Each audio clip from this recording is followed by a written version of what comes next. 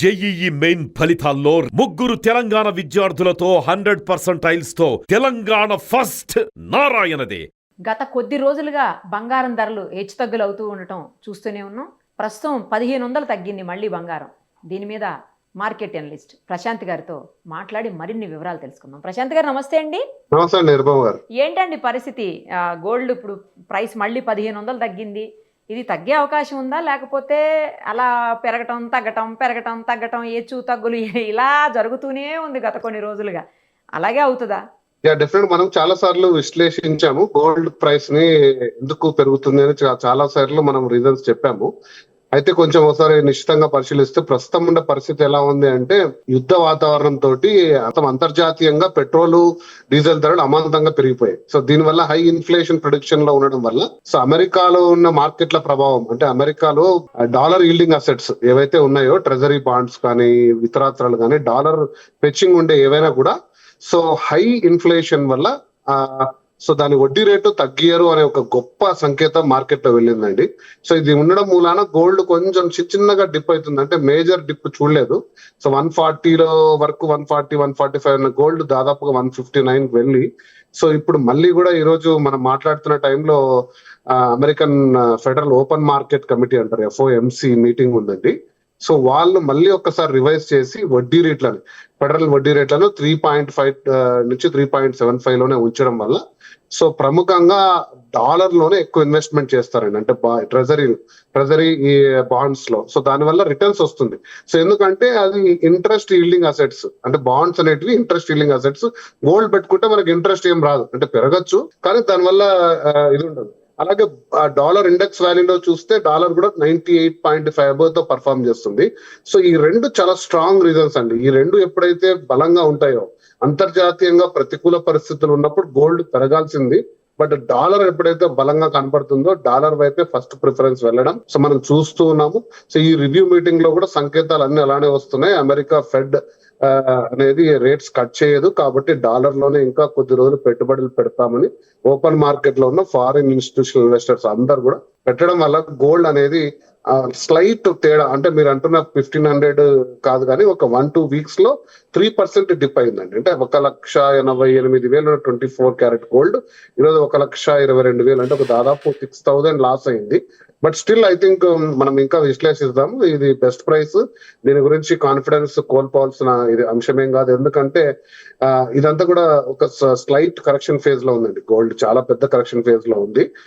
అంతర్జాతీయంగా అంచనాలు అయితే ఏమాత్రం మారలేదు. అంటే JP మార్గన్ కానీ వీళ్ళిద్దరు కంపెనీలు కూడా డిసెంబర్ 2026 ఇయర్ ఎండ్ నాటికి దాదాపుగా $6,300 పర్ ఔన్స్, అంటే దగ్గర 2,30,000 నుంచి 2,50,000 ప్రొడిక్షన్ అనేది స్టిల్ ఈ రోజు కూడా అదే అంచనాతో ఉన్నారు.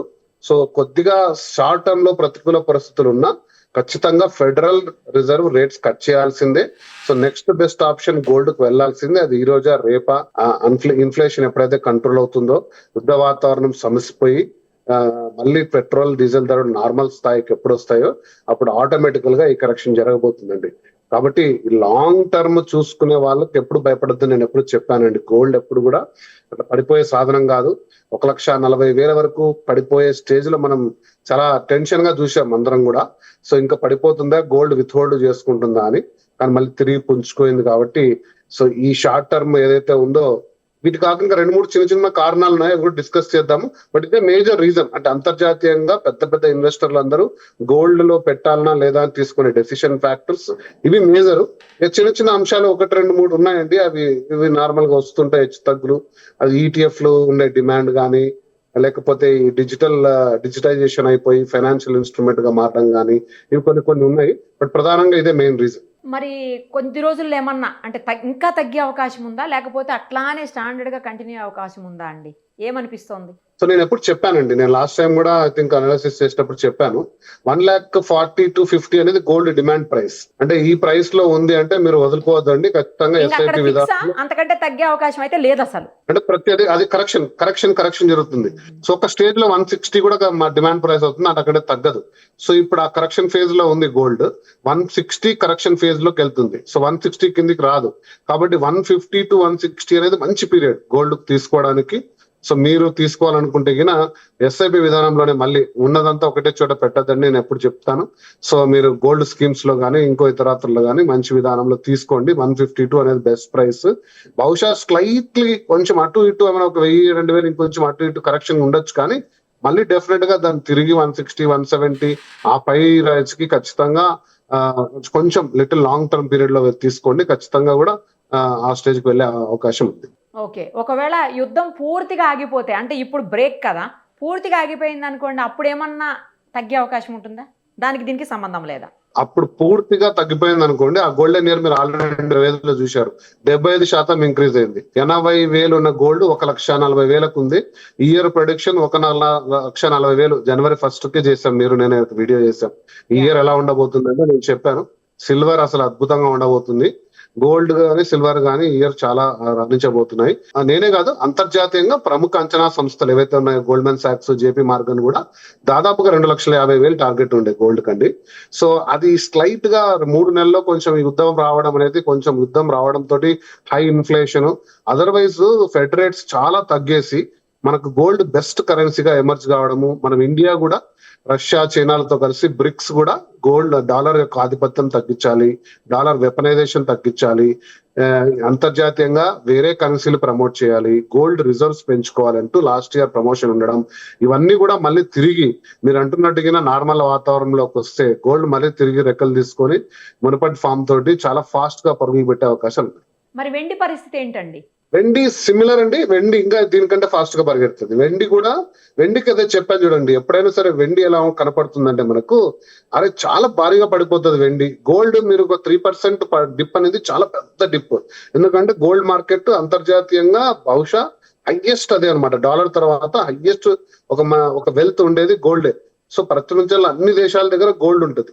సో గోల్డ్ 3% కరెక్షన్ అనేది మేజర్ కరెక్షన్. కానీ సిల్వర్ ఎలా ఉంటది అంటే కొంచెం, కాబట్టి డిమాండ్ లో ఏమాత్రం ఫ్లక్చుయేషన్స్ వచ్చినా 20% తేడా వచ్చేస్తుంది. అంటే 2,80,000 ఉండేది 2,10,000 వస్తుంది. 4,25,000 మా ఇయర్ లోనే ఒక 2 months బ్యాక్ చూసాము. మళ్ళీ 2,30,000, 40,000 కూడా చూసాం. సిల్వర్ డిమాండ్ ప్రైస్ వచ్చేసి 240 ఉందండి ఇప్పుడు, అంతకంటే తక్కువ రాదు. బట్ సిల్వర్ కూడా డెఫినెట్ గా నేను చెప్తున్నట్టు సేమ్ గోల్డ్ సంకేతాల్లోనే ఒక ఇన్వెస్ట్మెంట్ సాధనంగా లాంగ్ టర్మ్ లో 3.5 లక్షల నుంచి 4 లక్షలు వెళ్లే సాధనమే. అండ్ పైగా ఇండస్ట్రియల్ డిమాండ్ ఉన్న సాధనం.